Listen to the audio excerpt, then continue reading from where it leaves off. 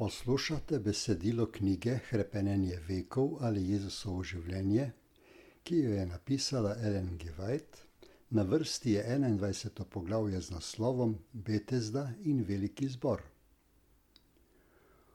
V Jeruzalemu je pri ovčjih vratih kopel, ki se hebrejsko imenuje Betesda in ima 5 lop. V teh je ležala množica bolnikov, slepih, hromih, sušičnih, ki so pričakovali gibanje vode. Ob določenem času se je voda v teh toplicah vzvalovila, na splošno pa so verjeli, da to povzroča nadnaravna sila in da lahko tisti, ki po vzvalovanju vode prvi vstopi vanjo, ozdravi od kakršnekoli bolezni. Na stotine bolnikov je prihajalo na ta kraj. Ko se je voda vzvalovila, je nastalo takšno prerivanje, da je množica pohodila slabotnejše moške, ženske in otroke. Mnogi se bazenu sploh niso mogli približati. Drugi, ki jim je uspelo, so umrli ob samem robu.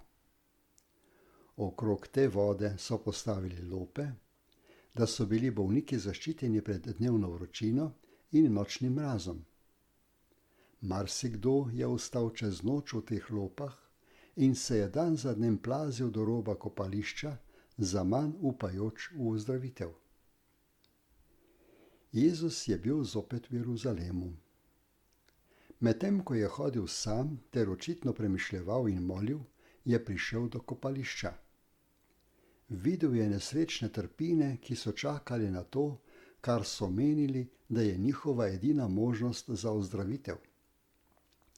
Želel je uporabiti svojo ozdravljajočo moč in ozdraviti vse bolnike. Ampak bila je sobota. Množica je odšla v tempelj k bogoslužju, zato je vedel, da bi takšna ozdravitev tako razdražila predsodke Judov, da bi prezgodaj ustavila njegovo delo. Toda zveličar je zagledal prizor skrajne bede. Tam je ležal mož, ki je bil že 38 let neboglen pohabljenec. Njegova bolezen je bila v glavnem posledica njegovih grehov, zato so jo imeli za božjo kazen.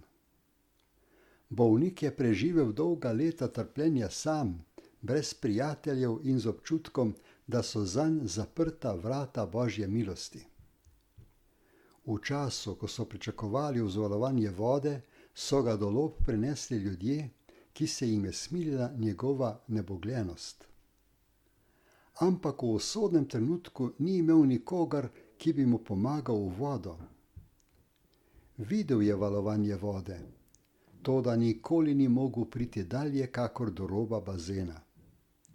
Krepkejši od njega so se pred njim potopili v vodo.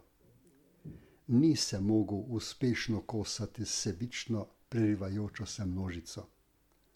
Njegova vztrajna prizadevanja k temu edinemu cilju, skrb in stalna razočaranja so izčrpavali še preostanek njegove moči. Bolnik je ležal na ležišču in občasno dvignil glavo, da bi opazoval bazen, ko se je nadenj nagnil prijazen sočuten obraz, njegovo pozornost pa so pritegnile besede: Bi rad ozdravel? V njegovem srcu se je pojavilo upanje. Čutil je, da bo lahko na neki način dobil pomoč. Toda žarek upanja je hitro ugasnil. Spomnil se je, kolikokrat je poskušal doseči bazen in da zdaj ima zelo malo upanja, da bo še živ do vnovičnega vzvalovanja vode. Potrt se je obrnil in rekel: Gospod, nimam človeka, ki bi me dal v kopel, kadar se voda vzburka. Medtem ko grem tja, se spusti pred menoj kdo drug. Jezus od tega trpina ni zahteval, da pokaže verovanj.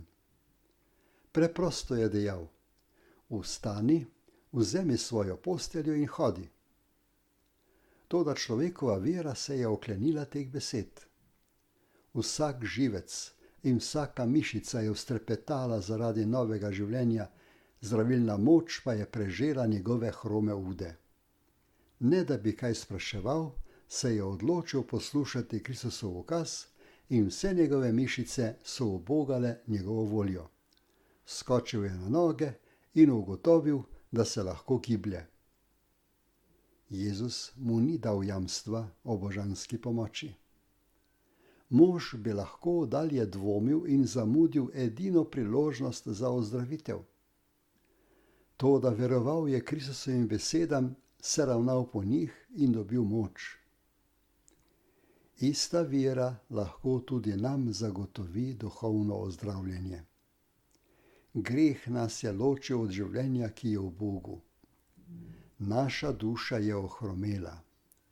Sami ne moremo živeti svetega življenja prav tako, kakor bolni mož ni mogel hoditi. Mnogi se zavedajo svoje nemoči in hrepenijo po takšnem duhovnem življenju, ki jih bo spravilo v skladnost z Bogom, toda zaman se trudijo, da bi to dosegli. V obupu vzkliknejo: jaz, nesrečni človek, kdo me bo rešil telesa te smrti? Naj ti obupani ljudje, ki se mučijo, pogledajo navzgor. Zveličar, ki jih je odkupil svojo krvjo, se sklanja nadnje in jim z neizrekljivo nežnostjo in usmiljenjem govori: ali hočeš ozdraveti? Poziva vas, da ostanete zdravi in spokojni. Ne čakajte, da boste občutili, da ste ozdraveli. Zaupajte njegovi besedi, pa se bo uresničila. Izročite svojo voljo Kristusu. Odločite se, da mu boste služili, in ko boste izpolnjevali njegovo besedo, boste dobili moč.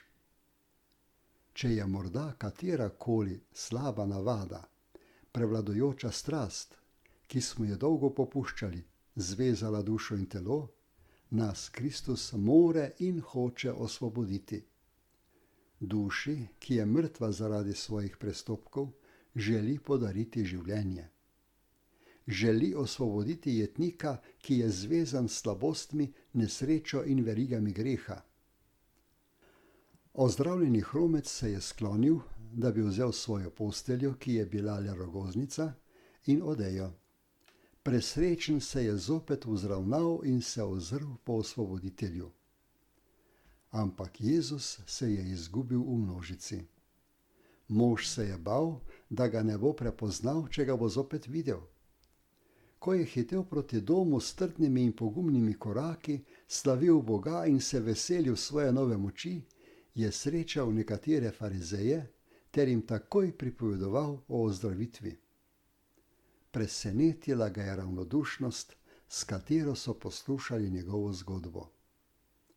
Nagubanega čela so ga prekinili z vprašanjem, zakaj v soboto nosi ležišče. Strogo so ga spomnili na to, da po postavi ni dovoljeno nositi bremena v Gospodov dan. Mož je bil tako vesel, da je pozabil, da je bila sobota. Vendar se ni čutil krivega, da je poslušal ukaz moža, ki je imel takšno moč od Boga. Pogumno je odgovoril: tisti, ki me je ozdravil, mi je rekel: vzemi svojo posteljo in hodi. Vprašali so ga, kdo je to naredil, vendar jim ni mogel odgovoriti. Ti voditelji so vedeli, da samo eden lahko naredi takšen čudež. Toda hoteli so dobiti jasen dokaz, da je šlo za Jezusa, da bi ga lahko obtožili kot prestopnika sobote. Po njihovem mnenju ni prestopil postave samo s tem, da je bolnega moža ozdravil v soboto, temveč je zagrešil tudi bogokletje, ko mu je naročil, naj odnese ležišče. Judje so tako popačili postavo, da so iz nje naredili suženjski jarem. Njihove nesmiselne zahteve so pri drugih narodih prišle v pregovor. Zlasti sobota je bila obdana z najrazličnejšimi nesmiselnimi predpisi, da jim ni bila več v veselje in nesveti spoštovanja vreden Gospodov dan. Pismouki in farizeji so naredili iz njenega posvečevanja neznosno breme. Judu ni bilo dovoljeno v soboto zakuriti ognja ali samo prižgati svetilke. Zato so bili odvisni od poganov za številne storitve, katere so jim njihovi predpisi prepovedovali, da bi jih opravljali sami. Niso premislili, da je ta, ki druge zaposli z grešnim delom, prav toliko kriv, kakor če bi ga bil opravil sam. Menili so, da je zveličanje omejeno na Jude, zato se položaj vseh drugih, ki je že brezupen, ne more poslabšati. Ampak Bog ni dal zapovedi, po katerih se ne bi mogli ravnati vsi. Odredbe njegovega zakona niso nepremišljene omejitve, od katerih bo on imel korist. V templju je Jezus znova srečal ozdravljenega. Prišel je darovati daritev za greh in daritev hvaležnosti, ker mu je bila izkazana velika milost. Ko ga je Jezus našel med častilci, se mu je predstavil z besedami opomina. Glej, ozdravel si, ne greši več, da se te ne zgodi kaj hujšega. Ozdravljeni mož je bil presenečen, ko je srečal svojega osvoboditelja. Ker ni ničesar vedel o sovraštvu do Jezusa, je farizejem, ki so ga vprašali, povedal, da je to tisti, ki ga je ozdravil. Judje so preganjali Jezusa, ker je to delal v soboto. Jezusa so odpeljali pred veliki zbor odgovarjati na obtožbo zaradi kršenja sobote. Če bi bili Judje takrat neodvisen narod, bi takšna obtožba zadostovala, da ga obsodijo na smrt. Njihova podrejenost Rimljanom pa je to onemogočala. Judje niso imeli pravice izreči smrtne kazni, proti Kristusu podane obtožbe pa so bile brez vrednosti pred rimskim sodiščem. Upali so, da bodo vendarle našli še druge vzroke. Kristus je kljub njihovim prizadevanjem, da bi preprečili njegovo delo, celo v Jeruzalemu dosegel večji vpliv na ljudstvo, kakor oni. Številne ljudi, ki niso bili zadovoljni z visoko učenimi govori rabinov, je pritegnil njegov nauk. Njegove besede so lahko razumeli, srce poslušalcev pa je bilo ogreto in potolaženo. Boga jim ni opisal kot maščevalnega sodnika, temveč kot usmiljenega očeta, Božjo podobo pa jim je razodel tako, kakor se je zrcalila v njem samem. Njegove besede so bile kot mazilo za ranjenega duha. Z besedami in deli usmiljanja je strl tesnobni vpliv starih izročil in človeških zapovedi ter predstavil Božjo ljubezen v njeni neizčrpni polnosti. V enem najstarejših prerokovanj o Kristusu je zapisano: Ne bo se omaknilo žezlo od Juda, ne vladarska palica izmed njegovih nog, dokler ne pride tisti, ki mu pripada, in njemu bodo ljudstva pokorna. Ljudje so se zbirali okrog Kristusa. Z dobrohotnim srcem so sprejemali nauke o ljubezni in dobrotljivosti raje, kakor pa toge obrede, ki so jih zahtevali duhovniki. Če se duhovniki in rabini ne bi vmešali, bi njegov nauk povzročil takšno prenovo, kakršne svet še nikoli ni doživel.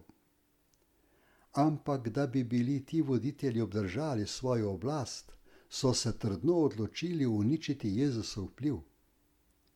K doseganju tega cilja bodo pomagale obtožbe pred velikim zborom in javna obsodba njegovega nauka, kajti ljudstvo je še vedno zelo spoštovalo verske vodje.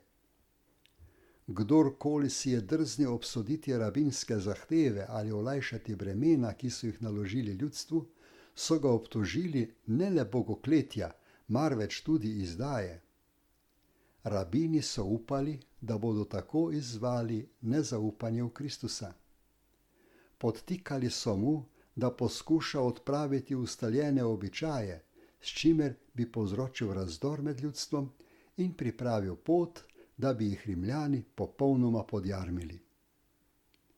Toda načrti, ki so jih rabini poskušali tako vneto uresničiti, ne izvirajo iz velikega zbora, temveč iz nekega drugega sveta.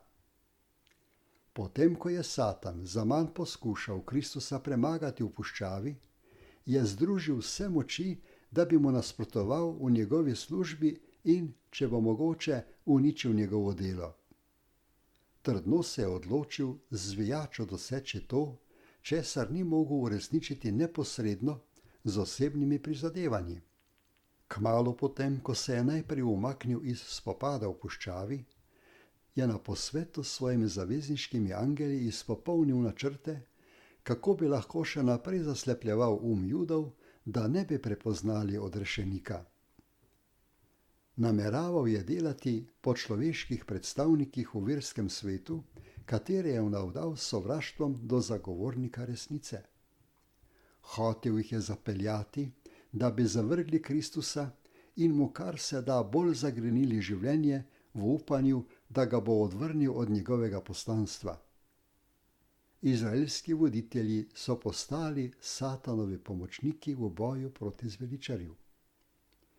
Jezus je prišel poveličati postavo in jo postaviti v čast. Njenega dostojanstva ne bo znižal, temveč povišal. Sveto pismo pravi: ne bo opešal in ne klonil, dokler ne vzpostavi pravice na zemlji. Prišel je soboto osvoboditi tistih obremenjujočih predpisov, zaradi katerih je postala prekletstvo namesto blagoslov. Iz tega razloga je Jezus izbral soboto, da je naredil čudež ozdravitve v Betesdi. Bolnika bi bil prav tako lahko ozdravil kateri drug dan v tednu, ali pa bi to naredil preprosto, ne da bi mu naročil, naj odnese posteljo. Ampak to mu ne bi omogočilo priložnosti, ki si jo je želel. Vsako Jezusovo dejanje v njegovem zemeljskem življenju je bilo načrtovano z modrim namenom. Vse, kar je delal, je bilo že samo po sebi pomembno in poučno. Med trpečimi ob zdravilišču v Betesdi je izbral najhuje prizadetega, da bi na njem pokazal svojo ozdravljajočo moč. Možu je ukazal, naj odnese ležišče skozi mesto, da bi se zvedelo o velikem delu, ki mu je bilo storjeno. To bo sprožilo vprašanje, kaj je dovoljeno delati ob sobotah, in mu bo dalo priložnost javno ožigosati judovske omejitve glede Gospodovega dneva in njihova izročila razglasiti za neveljavna. Jezus jim je pojasnil, da je ozdravitev bolnika v skladnosti s sobotno zapovedjo. Ujema se tudi službo božjih angelov, ki stalno potujejo med nebesi in zemljo ter pomagajo trpečemu človeštvu. Rekel je: moj oče doslej dela in tudi jaz delam. Vsi dnevi so božji in v njih je treba uresničevati njegove načrte za človeštvo. Če je judovska razlaga zakona pravilna, potem se moti Jahve, ki z delovanjem poživlja in vzdržuje vsako živo bitje, odkar je bil položil temelje zemlji. Potem bi moral ta, ki je dejal, da je njegovo stvarstvo zelo dobro, soboto pa je ustanovil kot spomin na njegovo dovršenost, dokončati svoje delo in ustaviti stalni redni potek v vesolju. Ali naj Bog prepove soncu opravljati njegovo nalogo v soboto in prepreči, da bi njegovi poživljajoči žarki ogrevali zemljo in hranili rastlinstvo? Ali naj se nebesna telesa na ta sveti dan ustavijo na svoji poti? Ali naj ukaže potokom, naj ne dajejo vode njivam in gozdovom? In naj morski valovi prekinjajo stalno gibanje plime in oseke? Ali morata pšenica in koruza prenehati rasti, zoreče grozdje pa preložiti barvanje svojega sadu? Ali drevje in cvetje ob sobotah ne sme poganjati popkov in cvetov?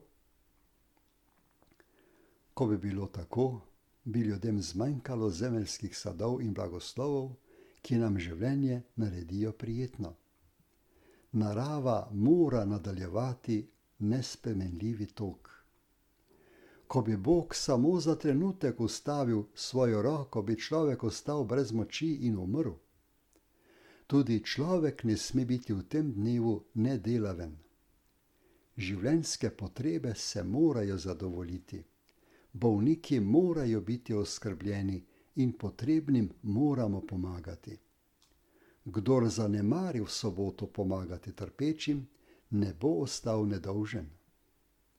Božji sveti dan počitka je bil ustvarjen za človeka, zato so dela usmiljenja v popolni skladnosti z njegovim namenom. Bog ne želi, da bi njegova stvarstva eno samo uro trpela bolečine, ki bi se lahko ublažile v soboto ali katerikoli drug dan. Ljudje v soboto celo več pričakujejo od Boga, kakor druge dneve. Njegovo ljudstvo na ta dan preneha opravljati vsa vsakdanja opravila in preživi čas v premišljevanju in bogoslužju. Boga prosi za več milosti, kakor druge dni. Pričakuje njegovo posebno pozornost. Prosi za posebne blagoslove. Bog ne čaka, da sobota mine, preden izpolni te prošnje. V nebesih delo nikoli ne preneha. Zato tudi človek ne sme nikoli počivati od dobrodelnosti. Sobota ni mišljena kot čas nekoristnega brezdelja. Zakon prepoveduje vsa posvetna dela na Gospodov dan počitka. Delo pridobivanja sredstev za preživljanje mora prenehati. Zakon ne dovoljuje nobenega dela zaradi posvetnega užitka ali dobička na ta dan. Toda, kakor je Bog dokončal ustvarjalno delo in v soboto počival ter ta dan blagoslovil, tako naj tudi človek preneha opravljati dnevna opravila in te svete ure nameni blagodejnemu počitku, bogoslužju in duhovnim dejavnostim. Kristusovo delo ozdravitve bolnika se je popolnoma ujemalo z zakonom. Počastilo je soboto. Jezus je dokazal, da ima enake pravice kakor Bog, ko je opravljal dela, ki so enako sveta in enake narave kakor dela, ki jih opravlja Oče v nebesih. Toda farizeji so postajali vse bolj jezni. Po njihovem mnenju ni prekršil samo zakona, temveč se je tudi razglasil za enakega z Bogom, ko je Boga imenoval za svojega očeta. Ves judovski narod je Boga imenoval za svojega očeta. Če bi bil Kristus svoj odnos z Bogom opisal na enak način, potem se ne bi tako razburili. Toda obtožili so ga preklinjanja Boga in tako pokazali, da so ga razumeli kot takega, ki to trdi v najvišjem smislu. Kristusovi nasprotniki niso mogli z ničimer ugovarjati resnicam, ki jih je drugo za drugo vtisnil v njihovo vest. Lahko so navedli samo svoje običaje in izročila, kar je bilo neprepričljivo in medlo v primerjavi z dokazi, ki jih je Jezus črpal iz Božje besede in nespremenljivega poteka narave. Če bi bili rabini čutili kakršnokoli željo po prejemu luči, bi bili prepričani, da je Jezus govoril resnico. Namesto tega so bežali pred dokazi, ki jih je Jezus podajal v soboti, in poskušali podžgati sovraštvo proti njemu zato, ker je trdil, da je enak Bogu. Brez voditeljev ni poznal mej. Če se duhovniki in rabini ne bi bili bali ljudstva, bi Jezusa takoj umorili.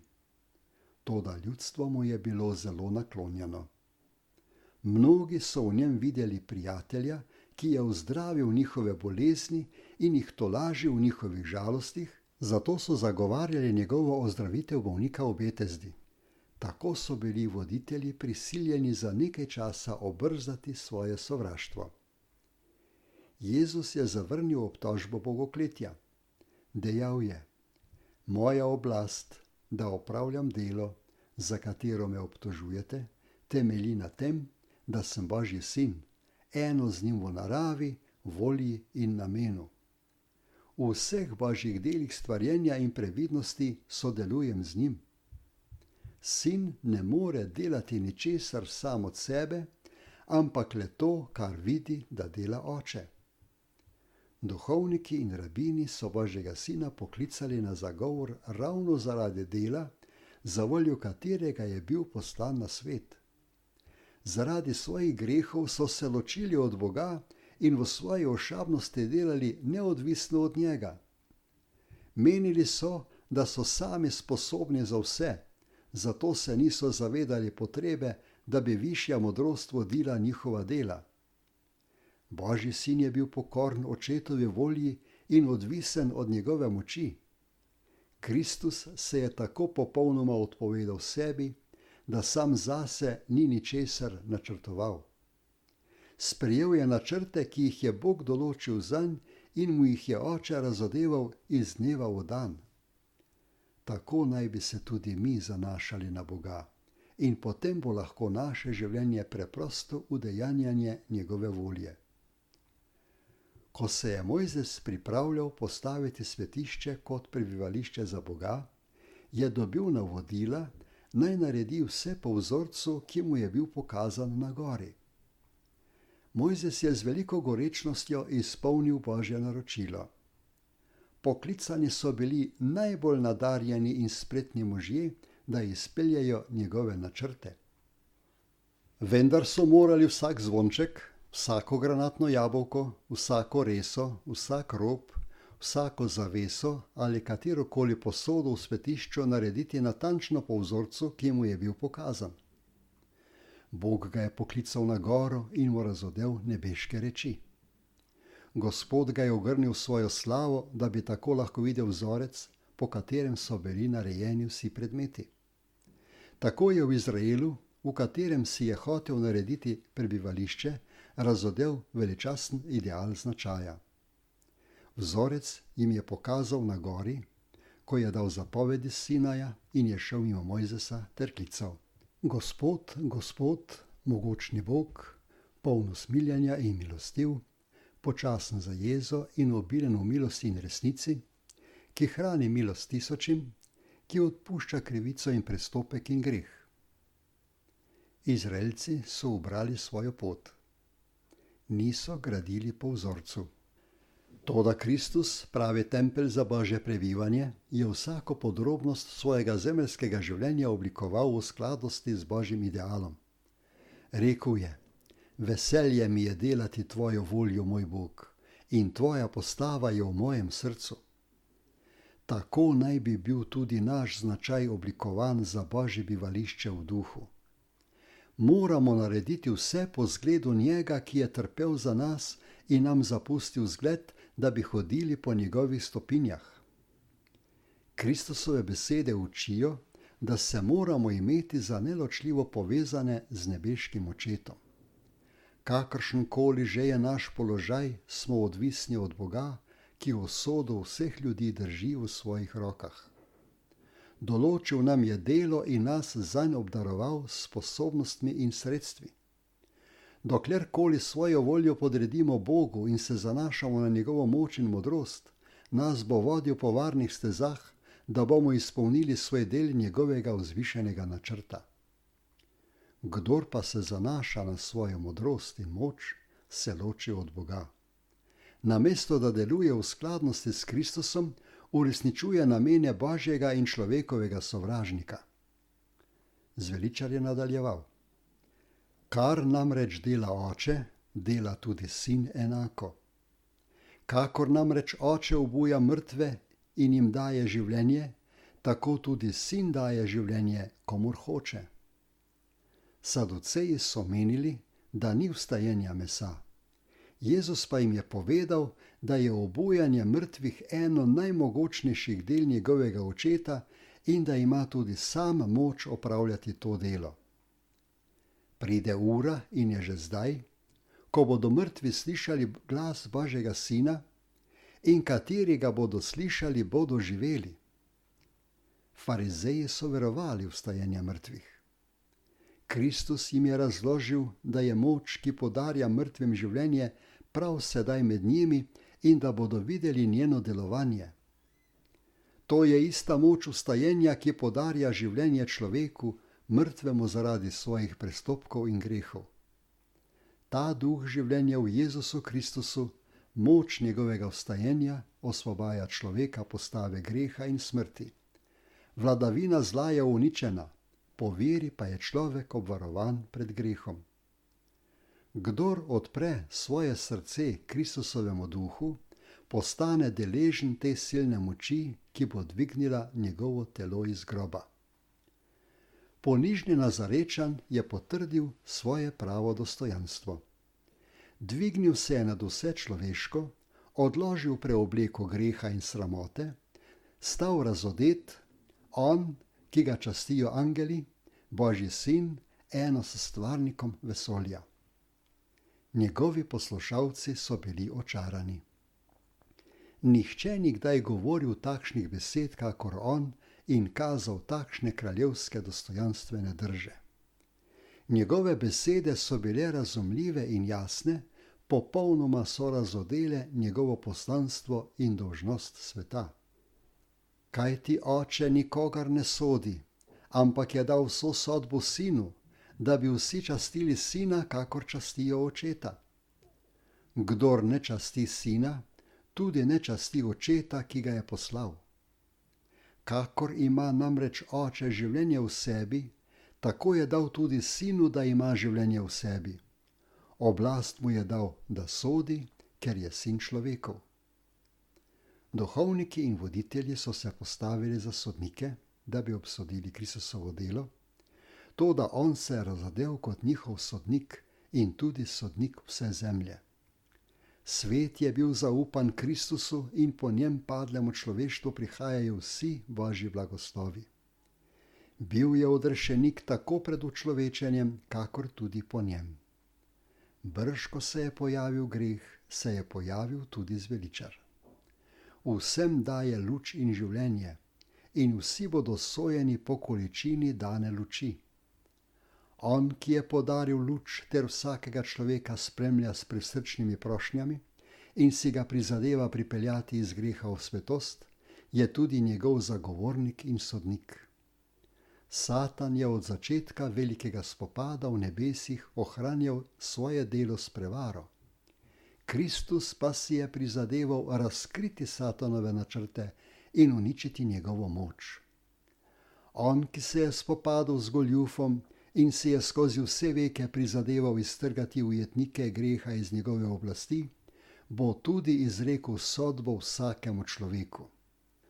Bog mu je dal oblast soditi, ker je sin človekov. Izkusil je samo goščo človeškega trpljenja in preizkušnje ter spoznal človeške slabosti in grehe. Zaradi nas se je zmagoslavno uprl Satanovim skušnjavam in bo pravično in nežno ravnal z ljudmi, za katerih rešitev je prelil svojo kri. Zaradi vsega tega je sin človekov določen, da bo sodil. Ampak Kristusovo poslanstvo ni bilo soditi, temveč zveličati. Bog namreč ni poslal svojega sina na svet, da bi svet sodil, marveč da se svet po njem zveliča. Pred velikim zborom pa je Jezus dejal: Kdor posluša mojo besedo in veruje temu, ki me je poslal, ima večno življenje in ne pride na sodbo, temveč je že prešel iz smrti v življenje. Kristus je poslušalce povabil, naj se ne čudijo, in pred njimi še natančneje razodel skrivnost prihodnosti. Ne čudite se temu, kajti pride ura, ob kateri zaslišijo vsi, ki so v grobovih njegov glas in pridejo ven, kateri so delali dobro na vstajenje življenja in kateri so delali hudo na vstajenje sodbe. Na to jamstvo večnega življenja je Izrael tako dolgo čakal in upal, da ga bo dobil ob Mesijevem prihodu. Obsijala jih je edina luč, ki lahko razsvetli grobno temo. Toda samovoljnost je slepa. Jezus je prekršil rabinska izročila in ni upošteval njihove oblasti, zato niso hoteli verovati. Čas, kraj, dogodek in globoki občutki, ki so preželi zbrane, Vse to skupaj je povzročilo, da so Jezusove besede pred velikim zborom naredile še večji vtis. Najvišji verski narodni dostojanstveniki so stregli po življenju njemu, ki se je sam razglasil za obnovitelja Izraela. Gospodar sobote je bil postavljen pred zemeljsko sodišče, da bi se zagovarjal zaradi obtožbe, da je prestopil zapoved o soboti. Medtem ko je pogumno razlagal svoje poslanstvo, so ga njegovi sodniki opazovali z osuplostjo in besom, ampak njegovih besed niso mogli ovreči. Niso ga mogli obsoditi. Duhovnikom in rabinom je zanikal pravico, da ga zaslišujejo ali se vtikajo v njegovo delo. Niso imeli takšnega pooblastila. Njihove trditve so izhajale iz ošabnosti in domišljavosti. Ni hotel priznati krivde, za katero so ga obtoževali, niti dovoliti, da bi ga poučevali v verskih zadevah. Namesto da bi se Jezus zagovarjal za delo, nad katerim so se pritoževali, ali pojasnjeval namen z njim, se je uprl voditeljem, obtoženec pa je postal sodnik. Grajal jih je zaradi njihove trdosrčnosti in nepoznavanja svetih spisov. Povedal je, da so zavrgli Božjo besedo, ker so zavrgli njega, ki ga je poslal Bog. Preiskujete pisma, ker mislite, da imate v njih večno življenje, a prav ta pričujejo o meni. Vsaka stran zgodovinskih, poučnih ali preroških knjig Stare zaveze je obsijana s slavo Božjega Sina. Kolikorkoli je bil ves judovski ustroj božanska ustanova, je bil jedrnato prerokovanje o evangeliju. O Kristusu pričujejo vsi preroki. Od obljube, ki je bila dana Adamu, do očakov in dajanja obredne postave, je sijajna nebeška luč odkrivala odrešenikove stopinje. Vidci so videli betlehemsko zvezdo, Šilo, poslanca miru, ki bo prišel, medtem ko so se prihodnji dogodki skrivnostno vrstili pred njihovimi očmi. Kristusova smrt je bila oznanjena v vsaki daritvi. Z vsakim dimom kadilne daritve se je dvigala njegova pravičnost. Z vsako trobento se je v milostnem letu naznanjalo njegovo ime. Njegova slava je prebivala v strašni skrivnosti Najsvetejšega. Judje so imeli svete spise, zato so menili, da bodo dobili večno življenje zaradi samega razumskega poznavanja Božje besede. Toda Jezus je rekel: nimate njegove besede, da bi prebivala v vas. Ker so zavrgli Kristusa v njegovi besedi, so ga zavrgli tudi kot osebnost. Nočete priti k meni, je dejal, da bi imeli življenje. Judovski voditelji so proučevali preroške nauke o Mesijevem kraljestvu, ampak ne z iskrenim namenom, da bi spoznali resnico, temveč da bi našli dokaze, ki bi podprli njihove častiklepne upe. Ko je Jezus prišel na način, ki je bil v nasprotju z njihovimi pričakovanji, ga niso hoteli sprejeti. Da bi opravičili sebe, so poskušali dokazati, da je slepar. Ko pa so se podali na to pot, Satanu ni bilo težko ukrepiti njihovega nasprotovanja Kristusu. Ravno besede, ki bi jih morali sprejeti kot dokaz njegovega božanstva, so razlagali proti njemu. Tako so Božjo resnico spremenili v laž in kolikor bolj neposredno jim je zveličar govoril s svojimi deli usmiljanja, toliko odločneje so nasprotovali luči. Jezus je rekel: ne sprejemam slave od ljudi. Nisi želel niti podpore, niti odobritve velikega zbora. Njegovo odobravanje mu ne bi moglo zagotoviti spoštovanja. Spoštovala in pooblastila so ga nebesa. Če bi hotel, bi prišli angeli in ga častili in bi Oče znova potrdil njegovo božanstvo. Toda zaradi njih samih in zaradi naroda, katerega vodja so bili, je želel, da bi spoznali njegov pravi položaj in prejeli blagoslove, ki jim jih je prišel podariti. prišel sem v imenu svojega očeta in me ne sprejmete. Če pride kdo drug v svojem imenu, ga boste sprejeli.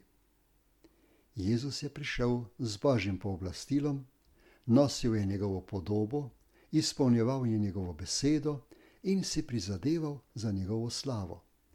Vendar ga Izraelovi voditelji niso sprejeli. Ko pa so prišli drugi in si lastili Kristusovo dostojanstvo, ravnali pa po svoji volji in zahtevali čast zase, te so sprejeli. Zakaj pa? Ker ta, ki zahteva čast zase, podžiga željo po samopoviševanju v drugih. Takšnim vabilom bi se ljudje odzvali. Sprejeli bi lažnega učitelja, ker bi odobraval njihova priljubljena mnenja in izročila ter tako laskal njihovemu ponosu. Toda Kristusov nauk se ni ujemal z njihovimi zamislimi. Bil je duhovne narave in zahteval žrtvovanje svojega jaza, zaradi tega ga niso sprejeli. Niso poznali Boga in ko jim je govoril po Kristusu, je bil to zanje tujčev glas. Mar se to ne ponavlja v našem času? Mar niso srca mnogih vodilnih ljudi, celo verskih voditeljev, zakrknjena za svetega duha in se tako sami onesposobijo, da bi prepoznali Božji glas? Mar ne zavračajo Božje besede zaradi svojih izročil? Če bi namreč verjeli Mojzesu, je rekel Jezus, bi verjeli tudi meni, saj je pisal o meni. Če pa ne verjamete njegovim spisom, kako boste verjeli mojim besedam? Prav Kristus je Izraelcem govoril po Mojzesu. Ko bi bili poslušali božanski glas, ki je govoril po njihovem velikem vodju, bi ga prepoznali v Kristusovih naukih. Ko bi bili verjeli Mojzesu, bi verjeli tudi njemu, o komer je pisal. Jezus je vedel, da so se duhovniki in rabini odločili, da mu bodo vzeli življenje. Kljub temu jim je jasno razložil svojo edinost z Bogom in svoj odnos do sveta. Dojeli so, da je bilo njihovo nasprotovanje proti njemu neopravičljivo, vendar njihovo krviželjno sovraštvo ni popuščalo. Zajel jih je strah, ko so bili priče njegove prepričevalne moči, ki je spremljala njegovo delo. Ampak uprli so se njegovemu vabilu in se oklenili teme. Sploh jim ni uspelo pri ljudeh spodkopati Jezusovega ugleda ali odvrniti njihovega spoštovanja in pozornosti, kajti mnoge so njegove besede prepričale. Celo same voditelje je hudo pekla vest, ko jih je prepričal o njihovi krivdi, vendar so postali zaradi tega še bolj ogorčeni nanj. Odločili so se ga umoriti. Po vsej deželi so razposlali sle, da so ljudi svarili pred Jezusom kot sleparjem. Razposlali so tudi vohune, da bi prežali nanj in jim poročali, kaj govori in dela. Dragi zveličar je odslej bolj zanesljivo stal v križevi senci.